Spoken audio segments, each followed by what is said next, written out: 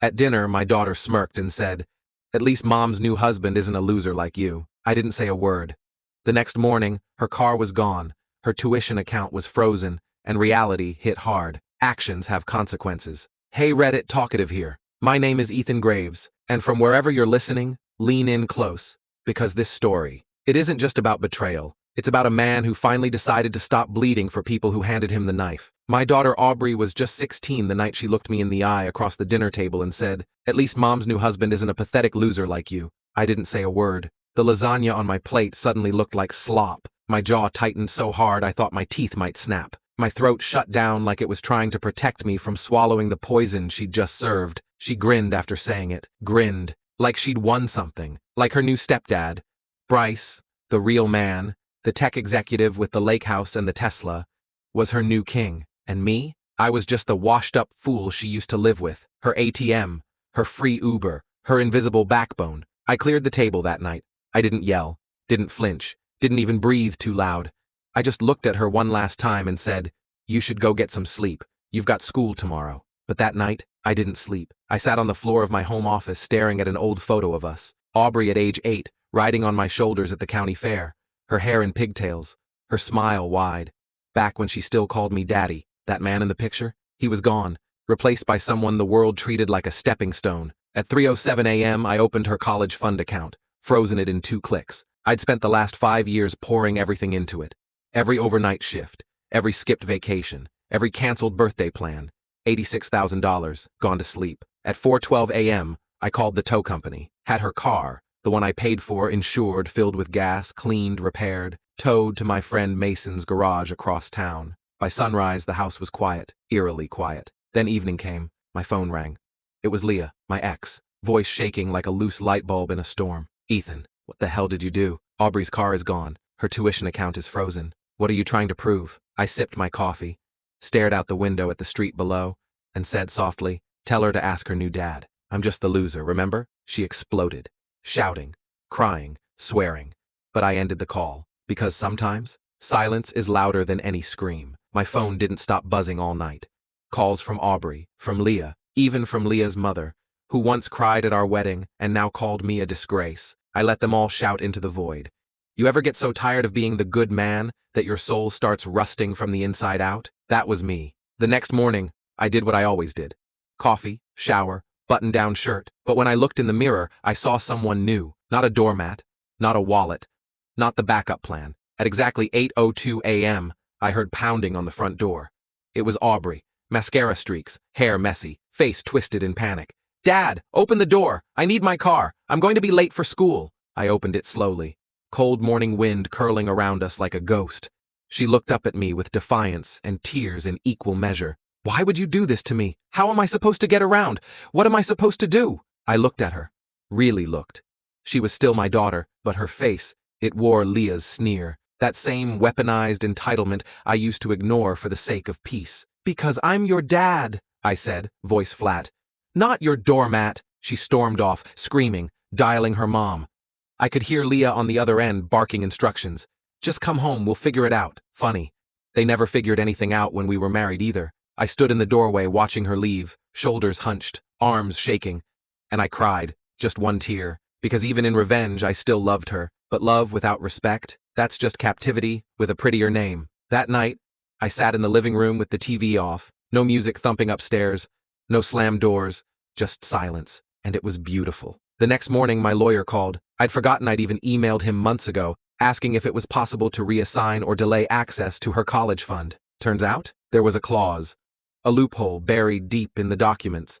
The money would remain frozen until she was 18, and only then if she maintained a GPA and proved full independence from both parents. My daughter, the one who called me a loser while eating my food, now had to figure out how to fund her future without me. It hurt. God, it did. But pain is the price of self-respect sometimes. Later that week, Leah showed up. No call, no text, just stormed up the steps like she still owned the place. Her lips were tight. Her face was stone.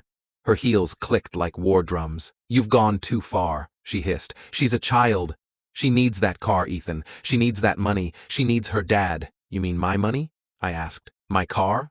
Because when you and Bryce were parading around town like royalty, none of that seemed to matter. She tried to speak, stammered, then finally said, "It's not about you, isn't it?"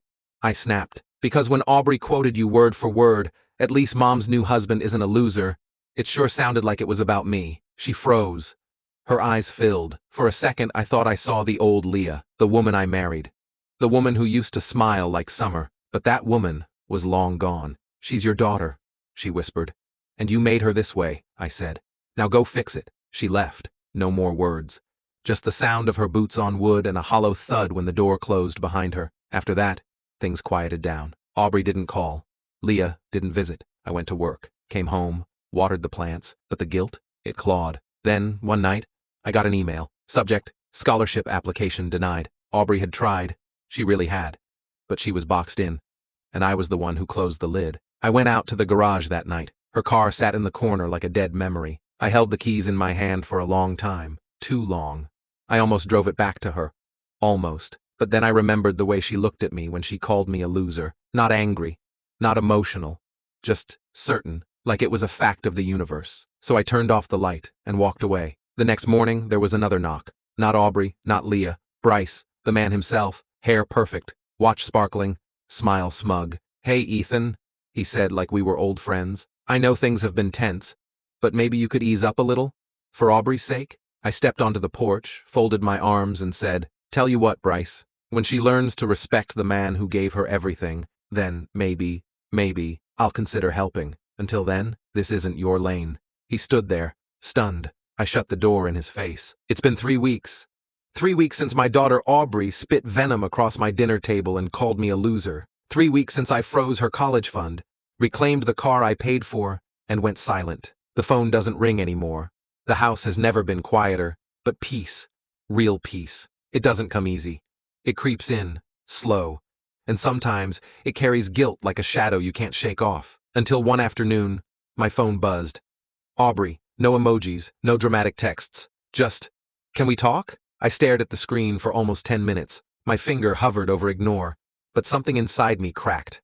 I said, "Tomorrow, after school, at the coffee shop near campus." When I got there, she was already waiting, hoodie pulled tight, eyes puffy, hands wrapped around a cup that had long gone cold. She didn't say anything at first, just looked at me like I was a stranger. I finally broke the silence. "What did you want to talk about?" She swallowed hard. Then the flood came. "Mom and Bryce, they're fighting. A lot. He yells at her. He yells at me. He said I was just extra baggage, that I wasn't his responsibility." Her voice cracked on that last word. I sat there quietly, letting her speak. "And Mom, she's different. Cold. She told me I needed to apologize to him, that I should be grateful he even let me stay." I didn't flinch. I wanted to. I wanted to pull her into a hug, tell her it was okay, that I'd fix it. But the man who always fixed things, he was gone. "You called me a loser, Aubrey," I said quietly. "You said it with pride, like it was the truth." She looked down, shame written across her face. "I was angry. I was trying to, I don't know, impress him maybe.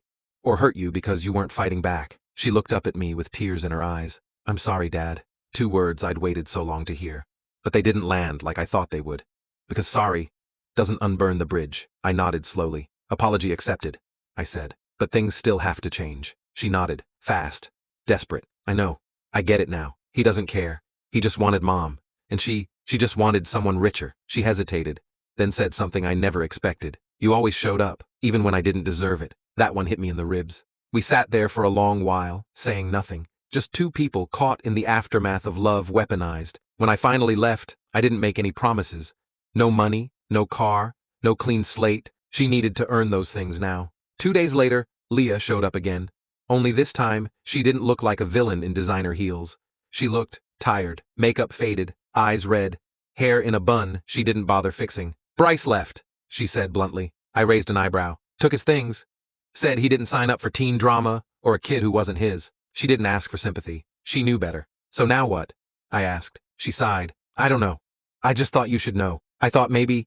"Maybe what?" I interrupted. "Maybe I'd swoop in, save the day again?" "No," she said quickly. "I know that's not your job anymore." She turned to leave, then hesitated. "You were never the loser, Ethan. I was just too proud to admit I traded down." I didn't respond. I didn't need to. She walked off my porch like it was holy ground she no longer deserved to stand on. The next morning, Aubrey texted again. "I got a part-time job, barista. Not much, but I'm trying." I smiled at the screen. No heart emoji, No long reply, just, proud of you. Weeks turned into months. Aubrey slowly rebuilt the bridge, one brick at a time. Not with tears, not with guilt, but with effort. She called once a week. No asks, just to talk. She got a small grant and started community college nearby. Paid for it herself. I gave her the car back eventually, but only after I saw her first paycheck go straight to tuition. And every time she thanks me, I remind her, this isn't about what you get. It's about who you become. She's not perfect, neither am I, but we're better, stronger. Because sometimes walking away isn't the end. Sometimes it's the beginning of being treated like the man you've always been. The good man, the father, not the loser.